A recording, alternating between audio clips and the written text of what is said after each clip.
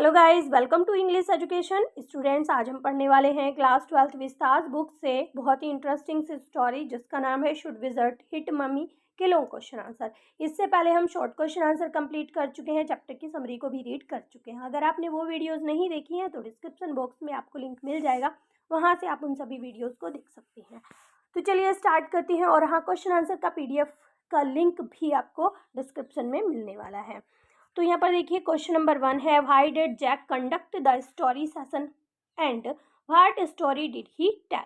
तो देखिए जैक ने ये जो स्टोरी सेशन था ये क्यों शुरू किया था कि उसने कहानी सुनाना शुरू कर दिया और उसने क्या कहानी सुनाई। How did he ensure active participation of the listener in the development of the story. तो देखिए जैसे ही स्टोरी विकसित होती थी तो जो लिसनर था, ठीक है, तो वो कैसे पार्टिसिपेट करता था उसमें, स्टोरी में किस तरह से एक्टिव रहता था, ये हम जानेंगे।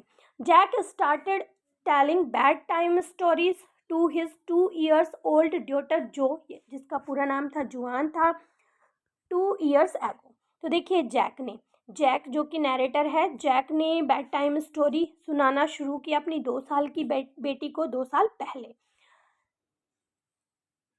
जब उसकी बेटी 2 साल की थी। Now she was 4 year old, अब वो कितने साल की थी, अब वो 4 साल की थी। And recently entered the reality phase, और अब जो है उसने वास्तविकता को जानना शुरू कर दिया था, रियलिटी में जाना चाहती थी वो। Jack would tell her stories in the evening और for the Saturday nap. Jack जो है उसको शाम को कहानियाँ सुनाया करता था या फिर सैटरडे नैप के समय, नैप मीन्स होता है छोटी सी नींद लेना, तो सैटरडे नैप के समय सुनाता था। Each new story was a slight variation of the basic tale। तो देखिए हर एक जो नई कहानी होती थी ना, तो वो उसका बेस तो सेम ही होता था लेकिन स्टोरी थोड़ी सी अलग होती थी। The central character was a small creature, जो सेंट्रल कैरेक्टर होता था ना उसकी स्टोरी का, वो एक छोटा सा क्रिएचर होता था जिसका नाम क्या होता था, रोजर होता था। He could be Roger fish, वो क्या हो सकता था, रोजर फिश हो सकता था, रोजर स्क्वायरल हो सकता था, रोजर चिपमंक हो सकता था और रोजर स्कंक। तो देखिए आज की जो स्टोरी थी वो थी रोजर स्कंक पे, ठीक है। Roger had Roger had some problem and went for help to wise owl. तो देखिए रोजर की कुछ प्रॉब्लम थी और वो किसके पास जाता है मदद के लिए, आउल के पास जाता है। The owl would tell him to go to the wizard. अब आउल क्या करेगा, उसे बताएगा कि वो विजर्ड के पास जाए। विजर्ड मीन्स होता है जादूगर। The wizard would perform a magical spell, और जो विजर्ड था वो क्या करता था, वो मैजिकल स्पेल यानी कि जादुई मंत्र बोलता था एंड सॉल्व द प्रॉब्लम, और इस तरह से जो प्रॉब्लम थी वो सोल्व हो जाया करती थी। He would demand more pennies than Roger had, और उसकी डिमांड होती थी कुछ एक्स्ट्रा पैनीज की जितनी की रोजर के पास नहीं होती थी। He would direct unhappy Roger, और फिर वो क्या है अनहैप्पी कर दिया करता था रोजर को, to the place where extra pennies, sorry, he would directed unhappy Roger, जो अनहैप्पी रोजर होता था ना वो उसे बताता था कि तुम उस जगह पर जाओ जहाँ पर उसे एक्स्ट्रा पैनीज मिलेंगी। Roger would then feel happy, फिर जो रोजर होता था वो खुश हो जाया करता था। And play games with other small creature till dark. अब जो रोजर है वो खुश होते हुए दूसरे क्रिएचर्स के साथ पास जाता है और अंधेरा होने तक वहाँ पर खेलता है। Then he went home to his mummy, फिर वो अपनी मदर के पास जाता है शाम को। His daddy arrive from Boston and they had their supper. तो देखिए अब उसके पिता जो है बॉस्टन से वापस आ जाते हैं और वो सब जो है मिलकर रात को खाना खाते हैं। The story would and with the description of the items of super. तो देखिए स्टोरी का एंड कब होता है, जब पूरा जो रात का खाना था उसके बारे में बताया जाता है। देखिए since the plot of the story and the action and reaction of various character remain the same. तो देखिए जितने भी कैरेक्टर्स होते थे उनका वो उस स्टोरी का जो प्लॉट्स होता था वो एक्शन रिएक्शन सभी सेम से ही होते थे। Both Jo and Jack would enact typical scene. अब जो कहानी सुनती थी और जैक जो कहानी सुनाता था, दोनों ही अभिनय करते थे, यानी कि दोनों ही एक्टिंग करते थे वो जो टिपिकल सीन होते थे उन पर, जैसे कि आवाज़ निकालना, एक्टिंग करना, इस तरह से वो दोनों ही एक्ट करते थे।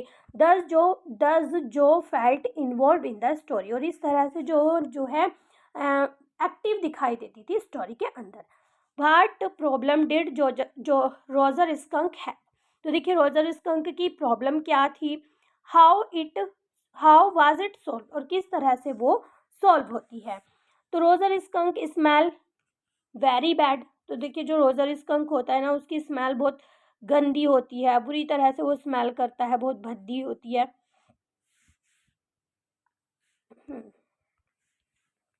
In fact, so bad that none of the other little woodland creature would play with him.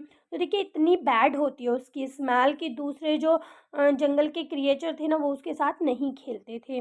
Whenever Roger skunk went out to play, जब कभी भी रोजर स्कंक बाहर जाता था खेलने के लिए, all the other tiny animals would cry, तो दूसरे जो छोटे एनिमल्स थे वो क्राई करने लगते थे।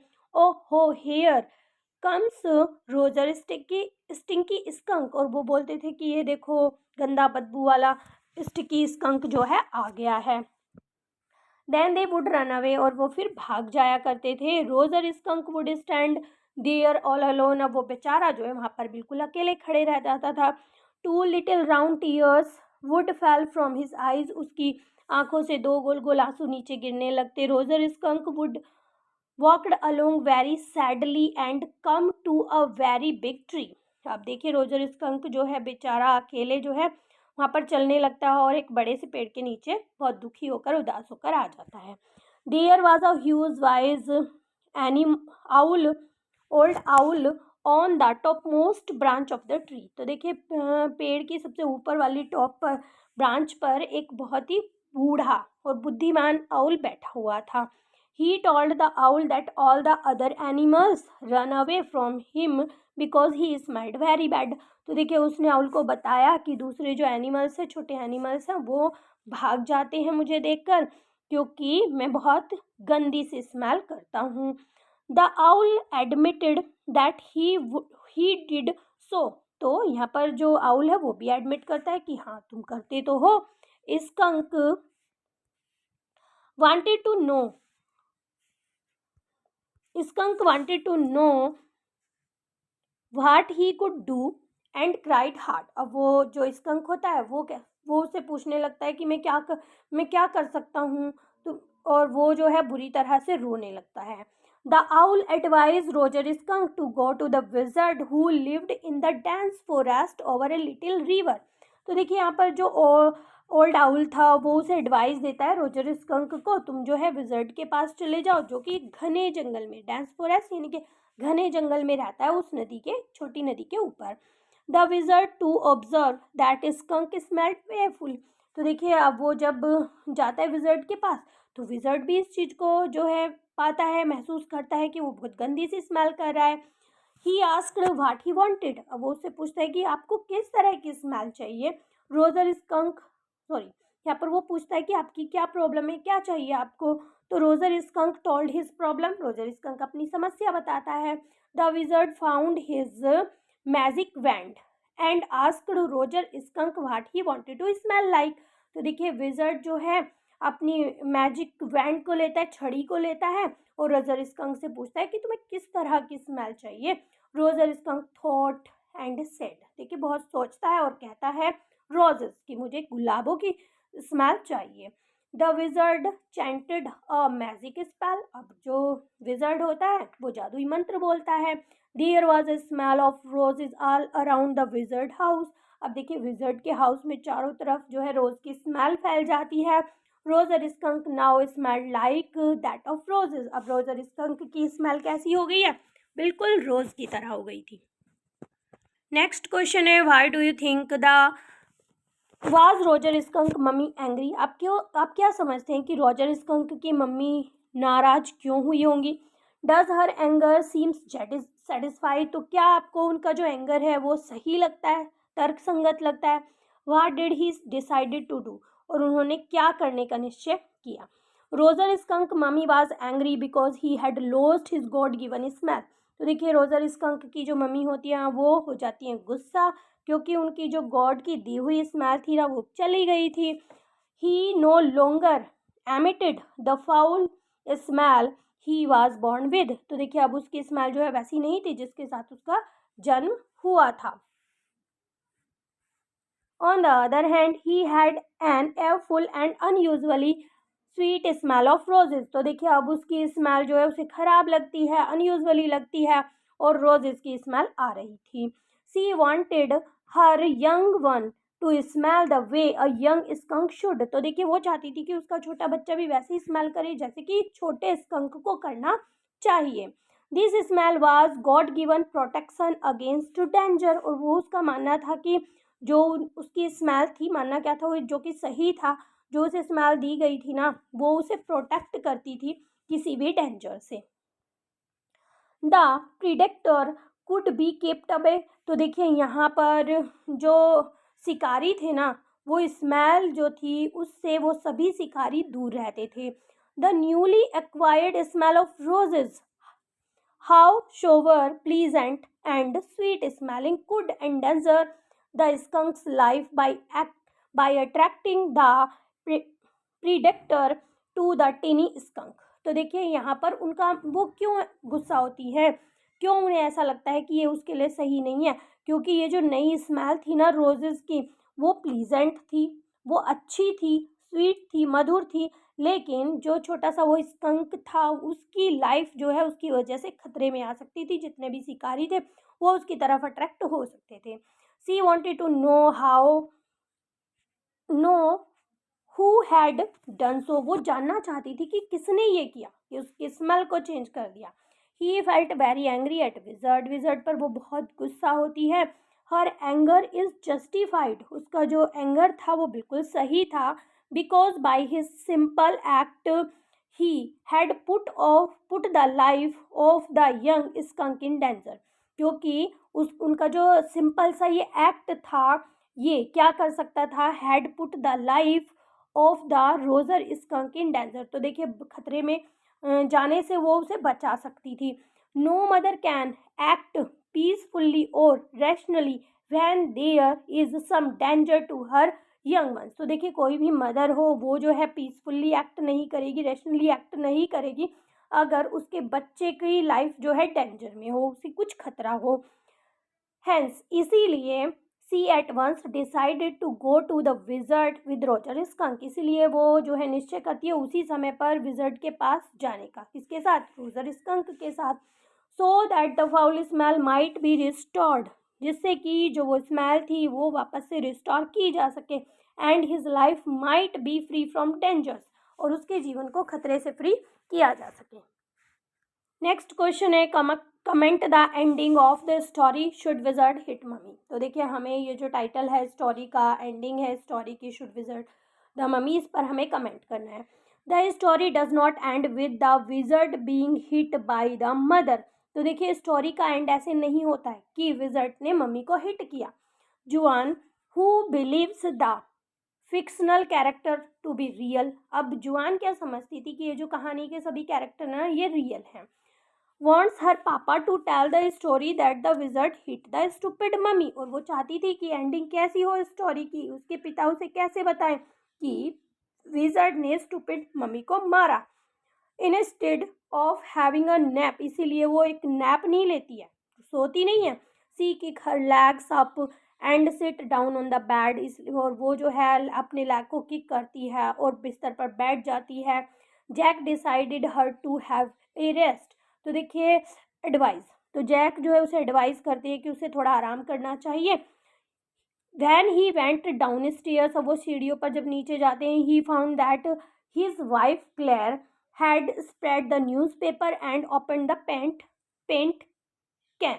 तो देखिए वो क्या पाते हैं कि उनकी पत्नी जो क्लेयर थी उसने न्यूज़पेपर पूरे में बिछा लिए हैं और उसने जो है पेंट के कैन को खोल लिया है। She was wearing an old shirt on his own top of her maternary smock। उसका जो maternary smock था उसके ऊपर एक उसने पुरानी जो है शर्ट पहनी हुई थी। She was stroking the chair rails with the dipped brush। तो देखिए पेंट के अंदर ब्रश को डिप करके वो जो है चेयर के ऊपर उसे रेल स्ट्रोकिंग कर रही थी, यानी कि पेंट कर रही थी। He heard footsteps moving overhead and scolded John. अब जो तो देखिए वो क्या सुनता है कि ऊपर, वो नीचे आ जाते हैं तो ऊपर सुनते हैं, वो जो है के कदमों की आवाज़ को सुनते हैं और वो जो को डांटते हैं. Jack watched his wife labour. तो देखिए जैक जो है अपने पत्नी के परिश्रम को देख रहे हैं वहाँ पर. He had come there to help her. वो उसकी मदद करने के लिए उसके पास आते हैं.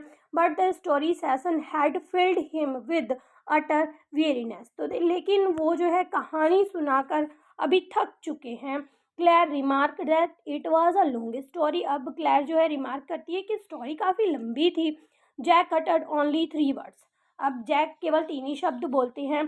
द पुअर किड, कहते हैं पुअर किड की थी, बेचारा गरीब बच्चा. He felt caught in an अगली मिडल पोजिशन. और बताते वो एक ऐसी खराब सी स्थिति में फंस गए थे उस समय पर. Though he felt the presence of his wife there. हालांकि वो महसूस करते हैं कि उनकी पत्नी वहाँ पर है. He did not wish to speak her. वो उससे बात करना नहीं चाहते हैं. टच हर, उसे छूना नहीं चाहते हैं. वर्क विद हर, और ना ही उसके साथ काम करना चाहते हैं. It leaves us baffled. और ये सारी चीज़ें जो है हमें आश्चर्यचकित करती हैं. We begin to ponder over human relationship. Thus the ending is thought provoking. तो देखिए यहाँ पर ये जो है ये सारी जो बातें हैं वो कहते हैं यहाँ पर हम मानवीय संबंधों पर विचार करना शुरू करते हैं कि किस तरह से मतलब अपनी बेटी के साथ वो किस तरह से बात करते हैं, बिहेव करते हैं, स्टोरी सुनाते हैं, और अपनी पत्नी से वो थकने के बाद किस तरह से मतलब उसके साथ बिहेव करते हैं, उससे बात नहीं करना चाहते हैं. तो ये सारी चीज़ें हम देखते हैं यहाँ पर. दस द एंडिंग इज़ थॉट प्रोविकिंग, यानी कि जो एंडिंग थी ना वो सोचने वाली थी कि किस तरह से एंडिंग हुई थी. आगे देखते हैं. नेक्स्ट क्वेश्चन है why do you think the title has an question mark. आप क्या समझते हैं, क्यों ऐसा सोचते हैं कि जो स्टोरी है उसमें क्वेश्चन मार्क है, कि टाइटल में क्वेश्चन मार्क है. ठीक है. How far do you find it is convincing and appropriate title. और आप कहाँ तक समझते हैं कि ये विश्वसनीय है और सही है.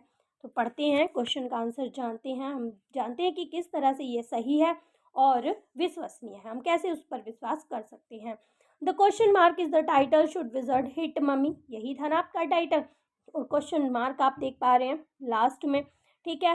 Focus the reader attention on the two well wisher of the main character Roger skunk. तो देखिए ये जो स्टोरी है इसमें ये जो क्वेश्चन मार्क है ये रीडर की अटेंशन को फोकस करता है. किसके ऊपर? वो उन रीडर्स की अटेंशन को फोकस करता है जो कि रोजर स्कंक की भलाई के बारे में सोचते हैं. ठीक है. तो वो इस पर ज़्यादा ध्यान देते हैं. The wizard solve Roger skunk's problem of bad smell and gives him the smell of roses at his request. तो देखिए विजर्ड ने क्या किया, विजर्ड ने रोजर स्कंक की प्रॉब्लम को सॉल्व कर दिया, जो बैड स्मेल की प्रॉब्लम थी, और उसे जो है एक अच्छी सी स्मेल दे देता है, रोज़ की स्मेल दे देता है उसकी रिक्वेस्ट पर. The skunk's mother is angry. अब जो स्कंक है उसकी मदर गुस्सा हो जाती है, because her baby has been deprived of the bad deodor which a skunk of his age should emit. तो देखिए यहाँ पर रोजर की मदर जो है, स्कंक की मदर जो है वो गुस्सा क्यों हो जाती है, क्योंकि उसके बेबी से उसकी वो बैड डिओडर छीन ली गई है जो कि इस एज के स्कंक की होनी चाहिए. This bad deodor is a sort of armour protection against predator who are kept away by the dirty smell. तो देखिए ये जो डिओडर थी ना, ये स्मेल थी ना, ये उसके लिए सुरक्षा कवच का काम करती थी सभी शिकारियों से, जो कि जो डर्टी स्मेल थी वो उन सभी को उससे दूर रखती थी. The mother skunk hit the wizard on the head and forces him to restore the foul smell to the skunk. अब देखिए जो मदर है वो विजर्ड को हिट करती है, उसके सिर पर मारती है और उसे जो है फोर्स करती है कि उसकी जो स्मेल थी वो वापस से उसे रिस्टोर कर दी जाए. जो द 4-year-old गर्ल, जो है 4 साल की एक लड़की थी, छोटी लड़की थी. For whom the wizard is a real doer. और उसके लिए जो जादूगर था ना वो एक रियल और अच्छा काम करने वाला था. Can't digest his humiliation at the hand of a stupid mother. तो देखिए वो जो है बर्दाश्त नहीं कर पाती है, डाइजेस्ट नहीं कर पाती है कि उसका जो है अपमान होता है, और अपमान किसके द्वारा किया जाता है, उस स्टूपिड मदर के द्वारा किया जाता है। From her point of view, अगर उसके पॉइंट ऑफ व्यू की हम बात करें, the smell of roses make skunk popular among the other little animals. तो देखिए उसके व्यू से अगर हम देखें तो जो रोज़ की स्मेल थी ना, उसने रोजर स्कंक को पॉपुलर बना दिया था दूसरे लिटिल एनिमल्स के बीच में। The story can take either direction and ending depending on the point of view of a adult और चाइल्ड। तो देखिए जो स्टोरी है ना, उसकी डायरेक्शन या उसका एंडिंग जो है किसके पॉइंट ऑफ व्यू पर हो सकता है, किसी अडल्ट के या फिर किसी चाइल्ड के। The author very cunningly seeks the reaction of the readers by putting question mark at the end of the title. तो देखिए ऑथर जो है बड़ा कनिंगली यानी कि बड़ी चतुराई से क्या करता है, रीडर के रिएक्शन को जानना चाहता है। वो चाहता है कि उसे रिएक्शन दे, उसे प्रतिक्रिया मिले कि उसने टाइटल के बाद में क्वेश्चन मार्क लगाया है। शुड विजर्ड हिट मम्मी, क्या विजर्ड को मम्मी को मारना चाहिए। ठीक है, वन में प्रूव ऑफ इट और रिजेक्ट इट, कोई इसे प्रूव भी कर सकता है, कोई इसे रिजेक्ट भी कर सकता है।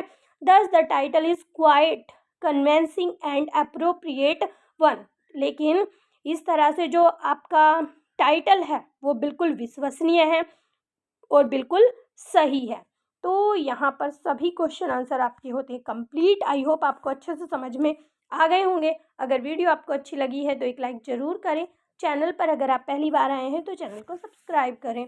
मिलते हैं अपने नेक्स्ट टॉपिक में, तब तक के लिए bye bye and take care.